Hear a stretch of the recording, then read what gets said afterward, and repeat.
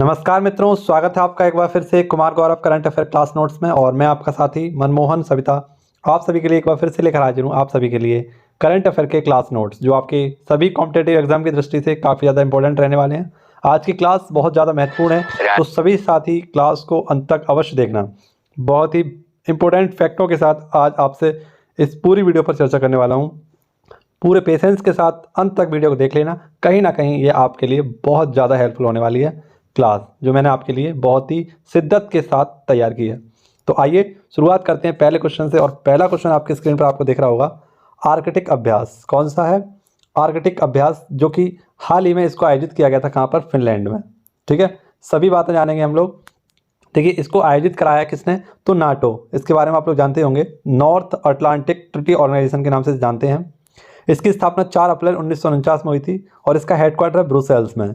इसमें सदस्य देशों की संख्या है 31, यानी कि इसमें 31 स्वतंत्र देश हैं जो इसके सदस्य हैं। और इसका 31वां सदस्य देश बना है हाल ही में फिनलैंड।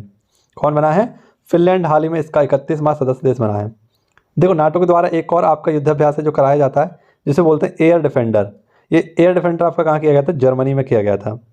अब हाल ही में आर्कटिक अभ्यास आपका कहाँ किया गया? तो फिनलैंड में किया गया था। फिनलैंड जिसकी राजधानी है हेलेंस्की।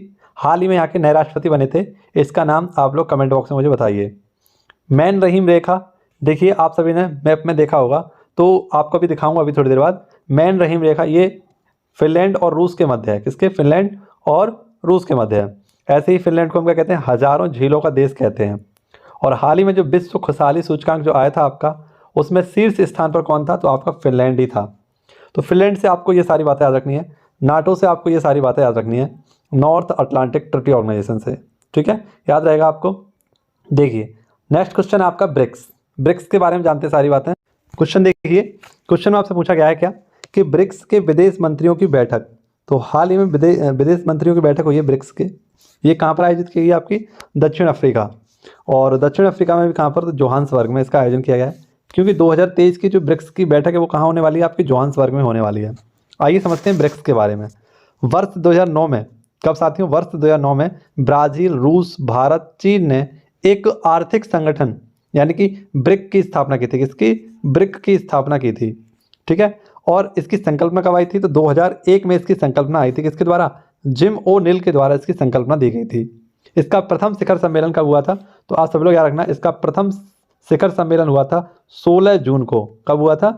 16 जून 2009 में इसका प्रथम जो शिखर सम्मेलन था वो किया गया था येतेनबर्ग में। कहाँ किया गया था? येतेनबर्ग, जो कि आपका कहाँ पर है? रूस में है। 15 अप्रैल 2010 में इसमें एक नया देश शुरू हुआ, और वो कौन था आपका? वो था दक्षिण अफ्रीका। इसमें जुड़ा आपका 2010 में।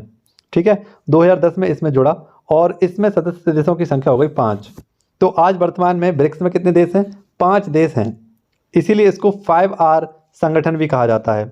5R संगठन क्यों कहा जाता है? तो देखिए, इसका मुख्य कारण है कि इसमें ब्राज़ील, रसिया, इंडिया, चाइना और साउथ अफ्रीका, इन सब की मुद्राएं आर से शुरू होती हैं। किससे शुरू होती हैं? आर से। देखिए, जैसे ब्राज़ील की क्या है? रियाल। रसिया की क्या है? रूबल। इंडिया की क्या है? रुपया। चाइना की क्या है? रेमनबी। और साउथ अफ्रीका की है रैंड। इसलिए ये 5R कंट्री हैं। कैसी है? 5R country. तो इसको 5R कंट्री भी कहा जाता है ब्रिक्स को। ठीक है, क्यों कहा जाता है आपको समझ में आएगा होगा। अब देखिए, हाल ही में एक घोषणा हुई थी कि यहाँ पर, क्योंकि 2023 की बैठक आपकी कहाँ हो रही है? जोहान्सबर्ग, साउथ अफ्रीका में हो रहे हैं। तो यहीं पर 2024 में, यानी जनवरी 2024 में, इसमें 6 नए सदस्य और जुड़ेंगे। वे 6 नए सदस्य देश कौन से होंगे? तो एक है आपका अर्जेंटीना, एक है आपका मिस्र, एक है इथियोपिया, एक है ईरान, एक है सऊदी अरब और एक है यूएई।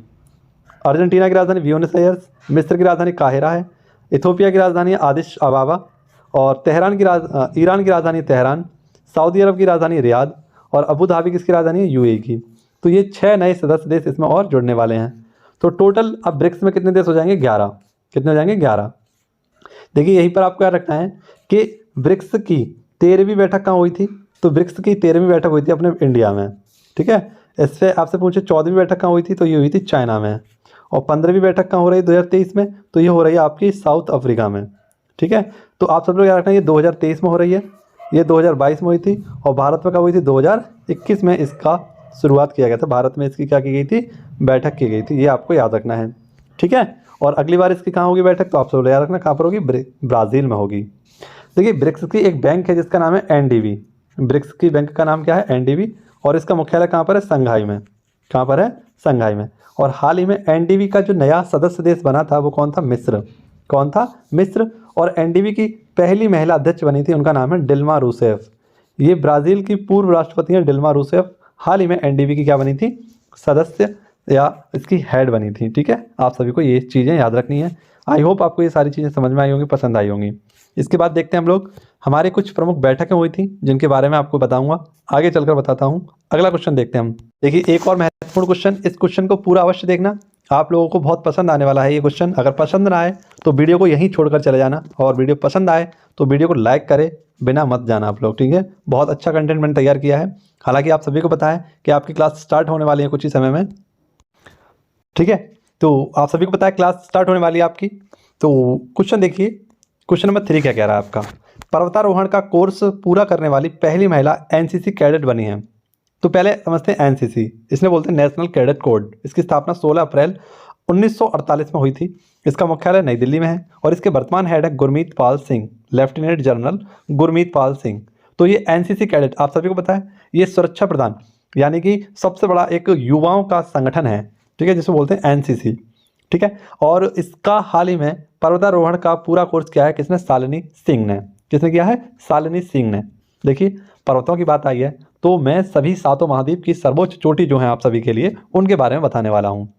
ठीक है, तो आपसे पूछा जाए कि एशिया की सबसे ऊंची चोटी कौन सी है? Mount Everest. कौन सी है? Mount Everest. अफ्रीका महाद्वीप की सबसे ऊंची चोटी है माउंट किलिमंजारो। उत्तरी अमेरिका की सबसे ऊंची चोटी है माउंट डेनाली। दक्षिणी अमेरिका की सबसे ऊंची चोटी है माउंट एकांगुआ। अंटार्कटिका की सबसे ऊंची चोटी है माउंट विंसन मैसिव। यूरोप की सबसे ऊंची चोटी है माउंट एलब्रुस। और ऑस्ट्रेलिया की सबसे ऊंची चोटी है माउंट कोसियस्को। तो ये आपको कुछ चोटियां याद रखनी है। लेकिन यहीं पर मैं आपसे पूछूं, कुछ महत्वपूर्ण प्रश्न हैं आपके जो मैंने आपके सामने यहाँ पर वन लाइनर में लिखे हैं। आई होप आपको पसंद आएंगे क्योंकि सारे के सारे आपके पर्वतों से ही संबंधित हैं। माउंट एवरेस्ट पर चढ़ने वाले पहले व्यक्ति कौन थे? तो एडमंड हिलेरी, और इनके साथ थे तेंजिंग नोर्गे। प्रथम भारतीय महिला कौन थी जो एवरेस्ट पर चढ़ी थी? तो वही थी वछेंद्री पाल। 2 बार चढ़ने वाली प्रथम भारतीय महिला कौन है? तो वह है संतोष यादव। 28 बार माउंट एवरेस्ट की चढ़ाई करने वाले व्यक्ति कौन है? तो कामी रीता शेरपा, ये नेपाल के हैं। ऐसी विकलांग महिला जो पहली बार आपकी हिमालय पर चढ़ी थी यानी कि माउंट एवरेस्ट को उन्होंने फतेह किया था, तो वे थी अरुणिमा सिन्हा। बिना पैरों के चढ़ने वाले पहले व्यक्ति यानी ऐसे व्यक्ति जिनके दोनों ही पैर नहीं है वो चढ़े हैं पहली बार, वो है कौन? आपके हरिबुद्ध मागर।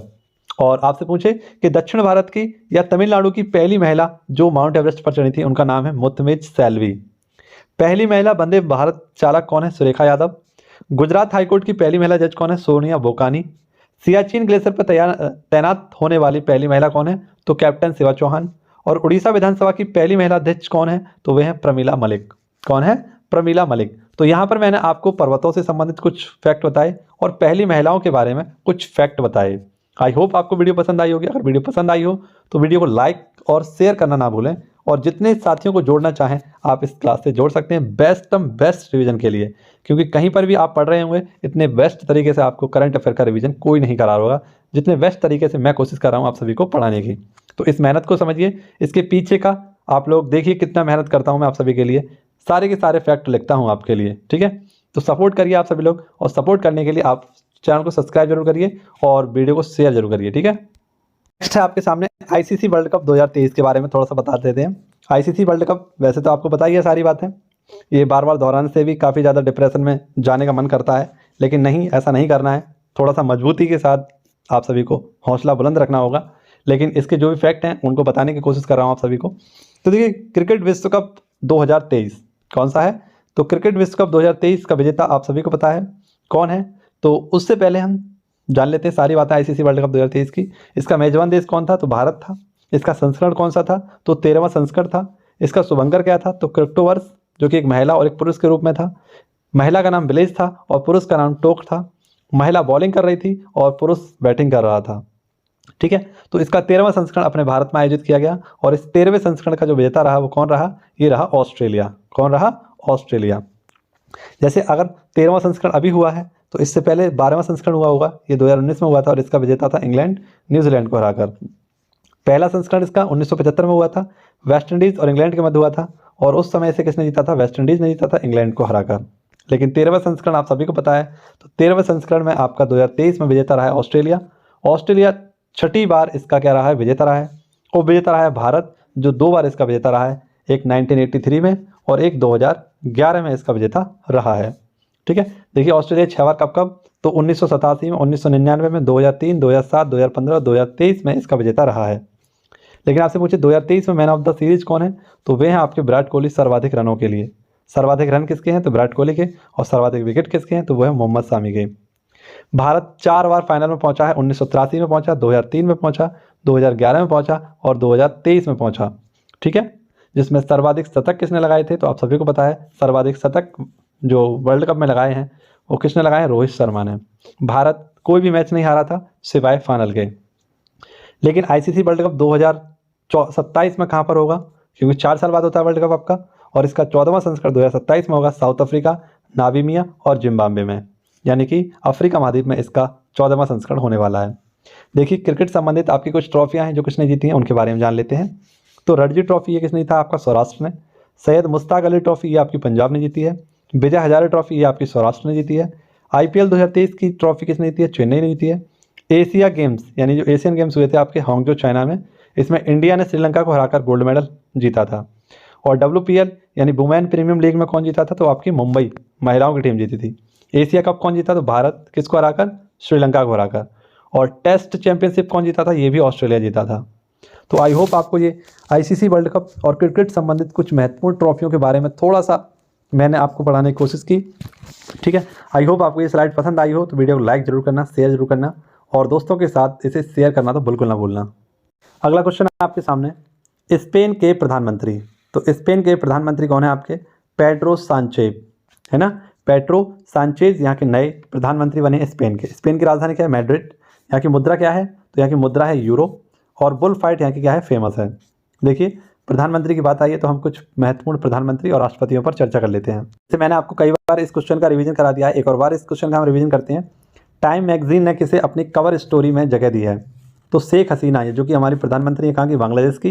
ये 1996 से 2001 तक और 2009 से अब तक बांग्लादेश की प्रधानमंत्री हैं और इनकी उम्र है 76।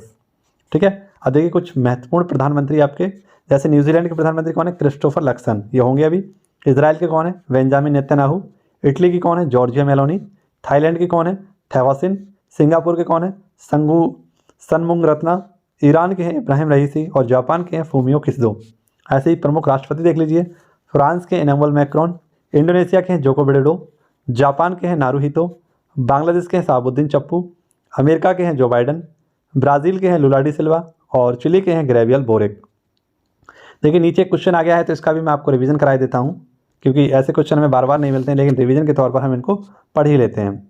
NMDC national minerals development corporation, इसकी स्थापना 1958 में हुई थी और इसकी पहली सोने की खान कहाँ पर शुरू की गई है, तो ऑस्ट्रेलिया में की गई, माउंट सेलिया में। वैसे यहाँ पर 2 सोने की खान है जो प्रसिद्ध है काफ़ी, कुलगाड़ी और कालगुडी, ये कहाँ पर आपकी ऑस्ट्रेलिया में ही है। तो ये इस्पात मंत्रालय के अधीन है आपका NMDC।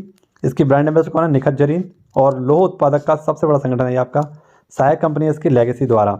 ठीक है, इसके द्वारा इसे किया गया था। तो ये आपको पॉइंट याद रखने हैं इस क्वेश्चन से। नेक्स्ट क्वेश्चन देखिए, आपका क्वेश्चन नंबर 6 है राष्ट्रीय मिर्गी दिवस। तो राष्ट्रीय मिर्गी दिवस कब मनाते हैं, तो ये मनाते हैं आपका 17 नवंबर को। ये क्या होता है मिर्गी, तो एक प्रकार का विकार है ये, जिससे मस्तिष्क की तंत्रिका कोशिकाओं में अवस्था बिगड़ जाती है और जिससे क्या पड़ते हैं, दौड़े पड़ते हैं। इसके क्या लक्षण होते हैं, तो चक्कर आना है, गुस्सा आना है, मेमोरी लॉस होती है, ताली बजाना, हाथ रगड़ना, है ना, सूंघने की क्षमता कम हो जाना। ये क्या है, कुछ इसके सिम्टम्स हैं किसके, मिर्गी आने के, है ना। तो ये आप सभी को याद रखना है। देखिए मित्रों, मैं यहाँ पर थोड़ी सी जगह खाली थी तो यहाँ पर 2-3 चीज़ें मैंने आपके लिए बताने की कोशिश की। हालांकि बीमारी का क्वेश्चन था तो बीमारी से संबंधित भी कुछ महत्वपूर्ण फैक्ट लेकर आया हूँ कि बीमारी और उनसे प्रभावित होने वाले कौन कौन से अंग होते हैं। जैसे मलेरिया से तिल्ली आपकी प्रभावित होती हैं, गठिया से आपके जोड़ प्रभावित होते हैं, स्कर्वी से आपके मसूड़े और दांत प्रभावित होते हैं, पारिया से भी आपके दांत और मसूड़े प्रभावित होते हैं, क्षय रोग से आपके फेफड़े, टाइफाइड से आंतें, हैजा से आंतें, पेचिस से भी आंतें, रिकेट से आपकी हड्डियां प्रभावित होती हैं, पोलियो से तंत्र का तंत्र, रेबीज से तंत्र का तंत्र, मिर्गी से भी आपका क्या, तंत्र का तंत्र, और घेंगा से आपकी थायराइड ग्रंथि जो होती है वो प्रभावित होती है। अब थोड़ी सी जगह थी यहाँ पर तो मैंने आपको नदी और उनके किनारे बसे शहरों के बारे में बताने की कोशिश की है। जैसे आगरा, दिल्ली, मथुरा, इटावा, ये किस नदी के किनारे बसे हुए हैं, आपके यमुना नदी के। कन्नौज, कानपुर, पटना और ये प्रयागराज ये किस नदी के किनारे बसे हुए हैं? गंगा। लेकिन इसमें एक पॉइंट याद रखना, प्रयागराज ये गंगा और यमुना की संगम पर बसा हुआ है। ऐसे लखनऊ आपका गोमती नदी किनारे है, हैदराबाद आपका मूसी नदी किनारे है, डिब्रूगढ़ आपका ब्रह्मपुत्र के किनारे है, और गुवाहाटी भी आपका किसके नदी किनारे है? तो ब्रह्मपुत्र के। तो इस फैक्ट को भी आप थोड़ा अपने कॉपी में कहीं ना कहीं इंक्लूड कर लेना, जैसे मैंने इंक्लूड कर दिया है, ये आपको कहीं ना कहीं हेल्प करेगा। ठीक है, इस चीज़ को याद रखना आप लोग। आगे देखते हैं अगला क्वेश्चन हमारा क्या है। काफ़ी अच्छा क्वेश्चन है ये, इस क्वेश्चन को भी हम अच्छे से देख लेते हैं। पादप स्वास्थ्य प्रबंधन 2023 का अंतर्राष्ट्रीय सम्मेलन कहाँ पर आयोजित किया गया? तो प्लांट हेल्थ मैनेजमेंट के लिए आपका 2023 का अंतर्राष्ट्रीय सम्मेलन हुआ है आपका हैदराबाद में, है ना। मैं आपसे पूछूं कि tree city of the year ये का पुरस्कार भी किसे दिया गया? हैदराबाद को दिया गया है। और ये कहाँ पर है? तेलंगाना में। तेलंगाना की स्थापना कब हुई थी? आप सभी को पता है, 2 जून 2014 को इसकी स्थापना हुई थी। इसलिए 2 जून को क्या मनाते हैं? तेलंगाना दिवस मनाते हैं। अगर मैं आपसे पूछूं तेलंगाना की लोकसभा सीटें, राज्यसभा सीटें, विधानसभा सीटें और विधान परिषद सीटें कितनी कितनी हैं?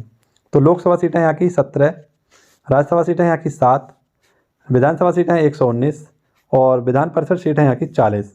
तो इस प्रकार से आपको याद रखना है 17, 7, 119 और विधान परिषद सीटें यहाँ की कितनी? 40। ठीक है। क्या तेलंगाना की सीमा किसी समुद्र से लगती है? तो किसी भी समुद्र से तेलंगाना की सीमा नहीं लगती। तेलंगाना एक क्या है? लैंड लॉक स्टेट है आपका, जिसके सीएम कौन है? तेलंगाना के सीएम कौन है? कमेंट बॉक्स में आप मुझे बताइए कि तेलंगाना के सीएम कौन है। ऐसे ही विश्व मत्स्यिकी सम्मेलन का हुआ आपका अहमदाबाद गुजरात में। आरबीआई द्वारा एक्सिस बैंक पर कितने रुपए का जुर्माना लगाया है? तो 90 लाख रुपए का जुर्माना लगाया। नेक्स्ट देखिए, ये भी क्वेश्चन अच्छा है आपका। Gyanodaya express college on wheels शुरू किया है जम्मू कश्मीर में, और किसके द्वारा? मनोज सिन्हा के द्वारा। ये क्वेश्चन देख लीजिए, इसमें बैंकों के बारे में हम सारी फैक्ट देखेंगे, जो भी हमारी बैंक जिनकी स्थापना हुई है, इनका हेडक्वार्टर कहाँ पर है, इनके बारे में जानेंगे। आरबीआई के पूर्व गवर्नर का निधन हो गया। तो आरबीआई के पूर्व गवर्नर थे, इनका नाम था एस वेंकट रमन। 1990 से 1992 तक ये 98 नंबर के आरबीआई के पूर्व गवर्नर रहे थे, और हाल ही में इनका क्या हो गया? निधन हो गया। तो साथियों, ये आरबीआई है और आरबीआई से संबंधित सारे फैक्ट मैंने यहाँ पर भी लिखे हैं, लेकिन पीछे मैंने पूरी लिस्ट बनाई है आप सभी के लिए बैंक को संबंधित, उसको हम देख लेते हैं एक बार। तो वहाँ पर ही इसका रिवीजन करा दूंगा आपको। देखिए, ये क्वेश्चन मैं आपको पहले भी करा चुका हूँ, लेकिन इसका मैं आपको दोबारा से रिवीजन करा दे रहा हूँ, और सभी बैंकों के बारे में भी इसमें बताऊँगा। तो जितने भी साथी अगर चाहते हैं इसका रिवीजन करना, तो एक बार मुझे बता दीजिए। एक बार ये वाला जो अंगूठा वाला निशान होता है, ये बता दीजिए, मुझे दिखा दीजिए। तो मैं सभी बैंकों की स्थापना और उनके बारे में, आपके हेडक्वार्टर्स के बारे में बता देता हूँ। जल्दी से बताइए मुझे फटाफट से। चलिए, हाँ मैं देख पा रहा हूँ सभी कमेंट आ रहे हैं। तो देखिए, श्रीलंका के त्रिकोमाली में किस बैंक की शाखा का उद्घाटन किया गया? तो हाल ही में एसबीआई की बैंक का शाखा का यहाँ पर क्या किया गया? स्थापना का उद्घाटन किया गया था। कहाँ पर? तो श्रीलंका में। किसने किया था? निर्मला सीतारमण ने। कुछ समय पहले निर्मला सीतारमण यहाँ की विदेशी यात्रा पर थी, तो उसी के चलते इसकी स्टार्टिंग की गई थी। एसबीआई की बात करें तो 1 जुलाई 1955 में 3 बैंकों का विलय करके 1921 में इसका नाम इंपीरियल बैंक रखा गया था, और उसके बाद 1955 में इसकी स्थापना कर दी गई थी। मुख्यालय इसका कहाँ पर है? मुंबई में है। अध्यक्ष कौन है इसके वर्तमान में? दिनेश खारा हैं, और इसकी स्थापना गोरेवाला समिति की सिफारिश पर की गई थी। ऐसे ही हम देखें आरबीआई के बारे में, तो यंग हिल्टन आयोग या शाही आयोग की सिफारिश पर इसकी स्थापना की गई थी। इसके लिए अधिनियम आया था 1934 का, और इसकी स्थापना की गई थी 1 अप्रैल 1935 में। इसका राष्ट्रीयकरण किया गया था 1 जनवरी 1949 में। इसके पहले अध्यक्ष थे ऑसबॉर्न स्मिथ।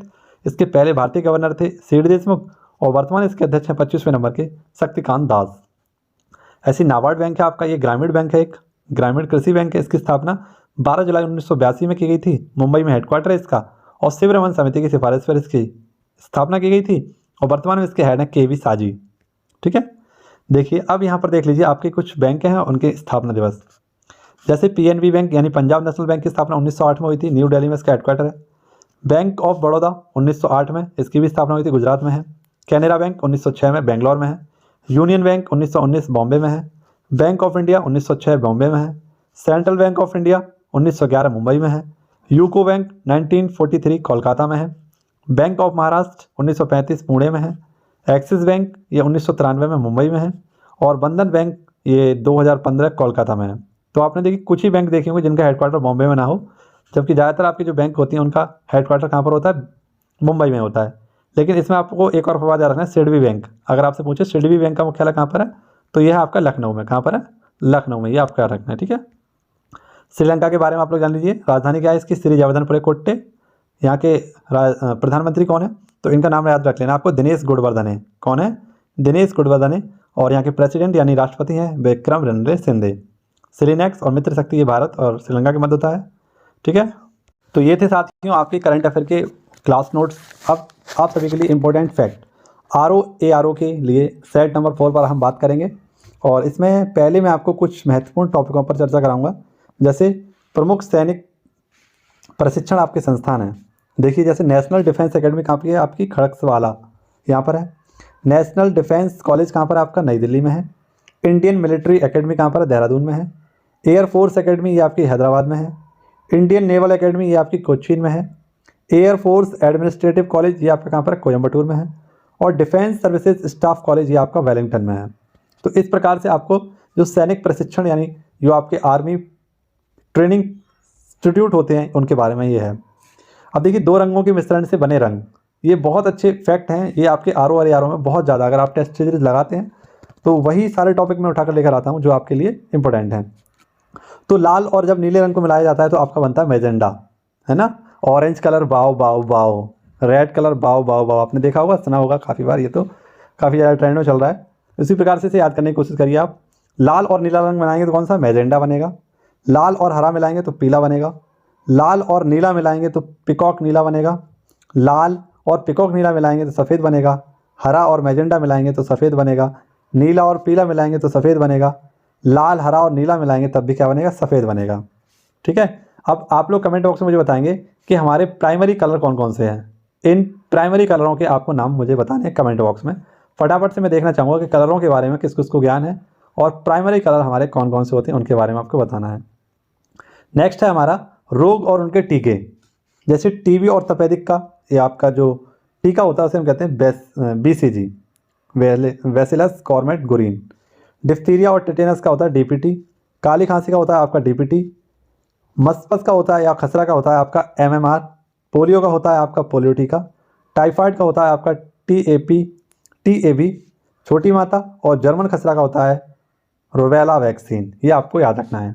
ठीक है। कुछ और महत्वपूर्ण क्वेश्चन है, उन पर भी हम चर्चा करेंगे। तो आप सभी लोग अगर वीडियो पसंद आई हो तो वीडियो को लाइक जरूर कर लें एक बार। ठीक है, वीडियो को लाइक जरूर कर लें जाते जाते सभी लोग। देखिए साथियों, कल भी मैंने आपको बुक से संबंधित एक पूरी की पूरी लिस्ट कराई थी। आज भी बुक से ही संबंधित हमारे कुछ फैक्ट रहेंगे, क्योंकि बुक से हमारे बहुत ज़्यादा क्वेश्चन पूछे जाते हैं RO में। कोई भी आप उठा के देख लीजिए, यहाँ पर आपसे बुक से क्वेश्चन पूछ ही लिया जाता है। तो पहला क्वेश्चन हमारा इंडियन अर्नेस्ट, ये किसकी पुस्तक है? तो यह वेलेंस्टीन सिरोल की। किसकी है? वेलेंस्टीन सिरोल की ये पुस्तक है। नेक्स्ट है इंडिया फॉर इंडियंस। ये पुस्तक बहुत इंपॉर्टेंट पुस्तक है, CR दास की है, ये चित्तरंजन दास की है। ये इंडियन स्ट्रगल, ये किसकी पुस्तक है? तो ये सुभाष चंद्र बोस की। हिंद स्वराज, ये किसकी है? तो महात्मा गांधी जी की है। सत्यार्थ प्रकाश, ये दयानंद सरस्वती की है। रामचरितमानस, विनय पत्रिका, कवितावली, ये किसकी है? गोस्वामी तुलसीदास जी की है। सतसई, ये हमारे बिहारी जी की है। गीत गोविंद मोस्ट इंपोर्टेंट है, जयदेव की है। शंकर विजय, ये किसकी है? तो विद्यारण्य की है। ये बहुत इंपॉर्टेंट पुस्तक है आपके लिए, आप लोग एक बार इनको जरूर नोट डाउन कर लिएगा अपनी नोटबुक में। ठीक है। नकासुर विजय, ये किसकी है? नकासुर विजय, ये काफ़ी बार परीक्षाओं पूछी गई। नकासुर विजय ये माधव जी की। ऐसे खनाइलू फुतहू, ये किसकी है सब? ये अमीर खुसरो की है। तुगलकनामा, ये किसकी है? खुसरो की है। सिपह सलार, ये किसकी है? अमीर खुसरो की है। फुतू उस सलातीन, ये किसकी है? इमासी की है। ये हमारी कुछ महत्वपूर्ण पुस्तक हैं। तहकात ए नासिर, ये किसकी है? मिन्हा उस सिराज की।